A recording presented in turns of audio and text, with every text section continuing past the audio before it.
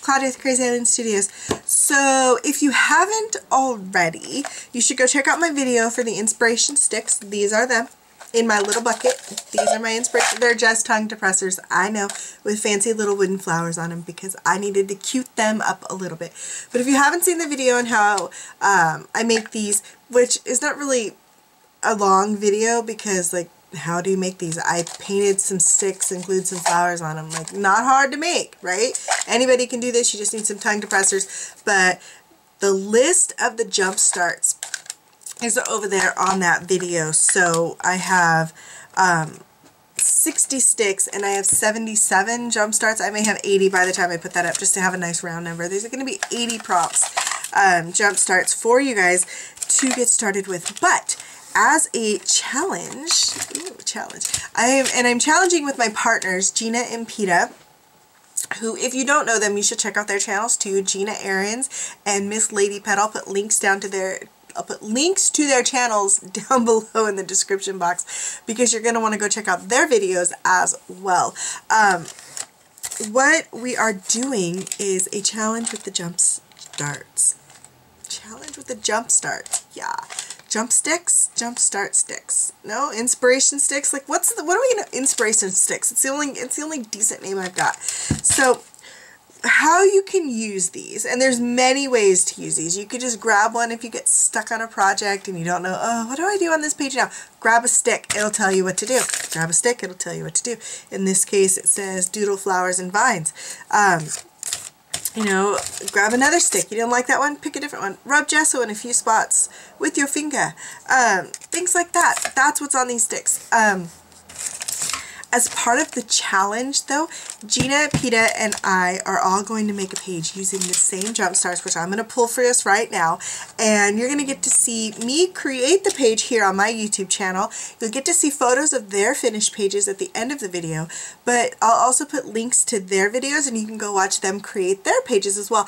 I'm just very curious to see what different kinds of artwork come out of the three of us using the same exact prompts. That's kind of exciting to me. Let's see what we're going to come up with. And you are welcome to follow along in this and follow our jump starts and see what you create and work this challenge right along with us. It'll be kind of fun to see what you have. You would have to go post your pictures if you want us to see them.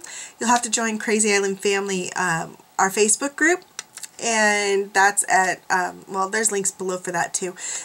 It's our Facebook group, and you can post pictures of this because I will definitely be posting a link to this challenge on that channel or on that Facebook page so that all of those members can. And if you watch my channel, you're part of my Krazy Island family too. So you might as well jump in on this too. It's just for fun, and you know, there's no prize or anything. It's just a challenge to see what different types of journal pages will come out with, all using the same set of jump starts. So let's get started. So I'm ready to start my challenge page, or my art journal page for the challenge with Gina and Peta using the inspiration sticks. And I've already applied gesso to this page. I actually did front and back just so that I don't have to worry about it later, because I'm working in my really cheapo Fabriano journal, which obviously you can tell has some pretty pathetic paper. It's super thin, almost like copy paper in some ways, so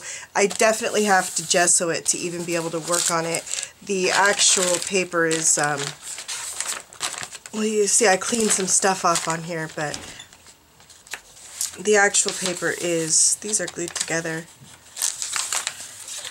And believe it or not, that is still too glued together. I mean, this paper is just super thin.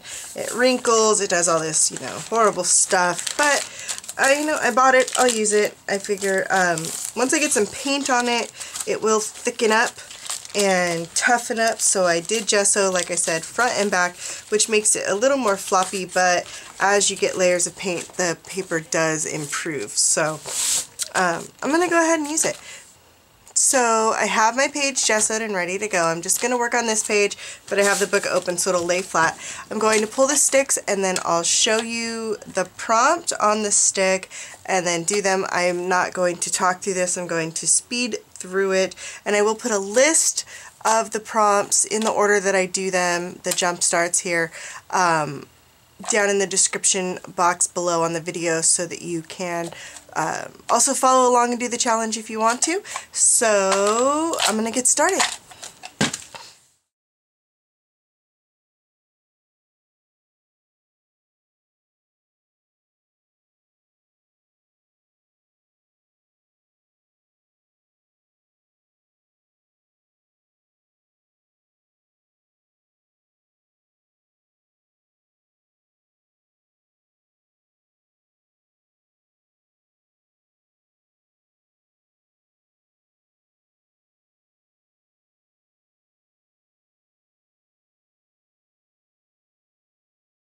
Okay, just in case you're wondering what I did throw a quick coat of matte medium, fluid matte medium, over my dilution sprays because they will move around a lot, so I wanted to make them more stable. So, and I did use colors that I knew would mix, so whenever the matte medium did acquire some of the pink or blue from them, and they mixed to make purple, so it was okay. So that's not really a step that was in my sticks, but I thought it was a necessary step to keep my page from just turning into a big muddy mess from using the sprays. So I'm gonna move on.